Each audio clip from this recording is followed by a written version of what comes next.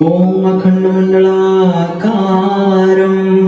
व्याप्तं येन चराचरं तत्पदं दर्शितं येन तस्मै श्री गुरवे नमः।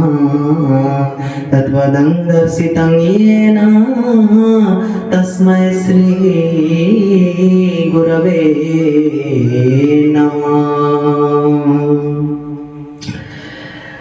तो यहाँ पर जब आत्मदेव गोविंद को प्राप्त हो गए और यहाँ पर गोकर्ण जी विचार कर रहे हैं, जिस घर में कलह होता रहता है, अशांति होता रहता है, अब उस घर में रह करके कलह के हिस्सेदार बनने से, भागीदार बनने से बढ़िया है कि यहाँ से तीर्थाटन में निकल जाए।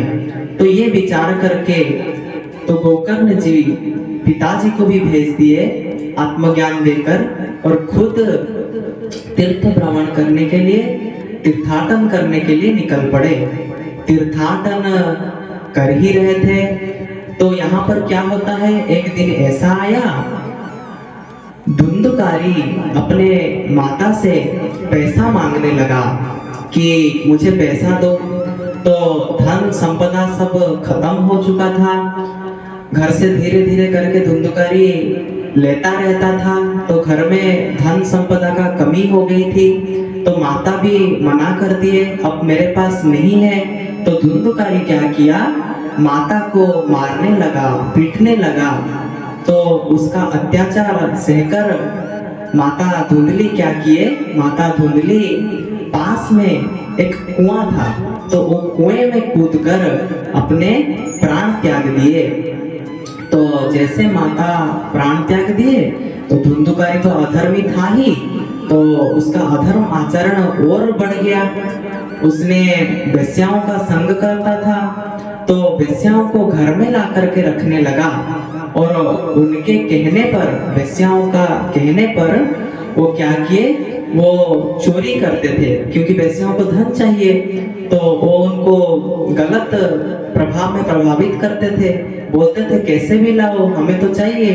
तो वो उनके बात मानकर धन कहाँ से लाए, धन तो नहीं है, तो चोरी करने लगता था।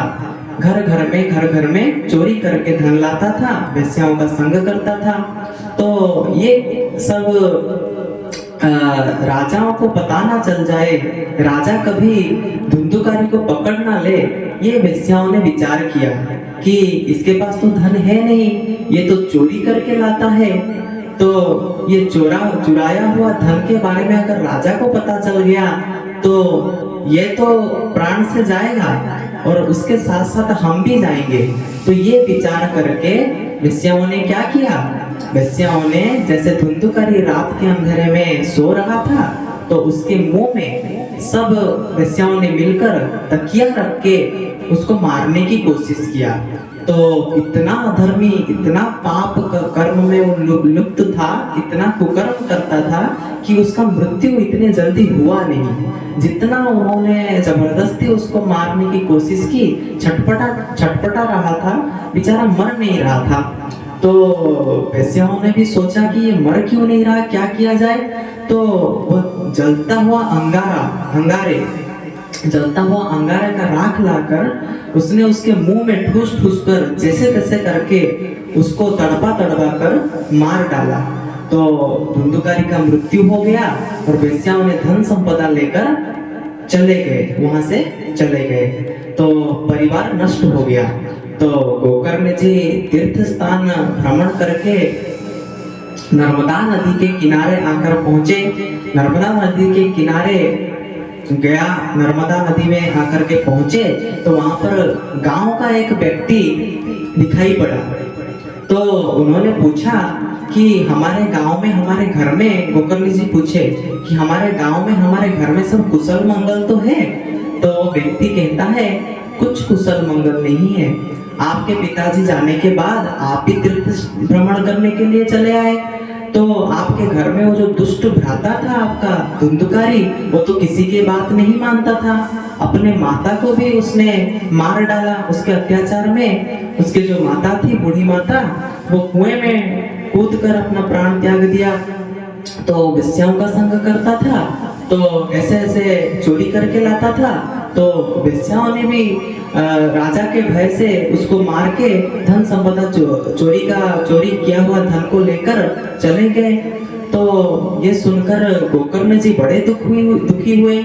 बोले क्या किया जाए, अब उस घर का मैं नमक खाया हूँ, उस घर में मेरा पालन हुआ है, उस घर का नमक खाया हूँ, नमक रोटी खाया हूँ, तो क्या करूँ। ये विचार करके उन्होंने अपने भ्राता, अपने माँ और पिताजी के नाम पर उन्होंने तर्पण किया।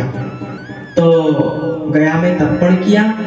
तो तर्पण करने के पश्चात जैसे वो गांव को आए, लौटे, तीर्थ स्थान भ्रमण करने के पश्चात जैसे वो अपने घर आए, उसी घर में कोई तो नहीं थे, और आकर के अकेले जैसे वो घर में सोने लगे, तो उनके सामने रात के अंधेरे में एक परछाई के स्वरूप कुछ दिखाई पड़े। तो पश्चात क्या हुआ ये हम जानेंगे। बोलिए श्रीमद् भागवत भगवान की जय, श्रीमद् सच्चिदानंद सरकार की जय। जय जय श्री राधे, जय जय श्री राधे, जय जय श्री राधे श्याम।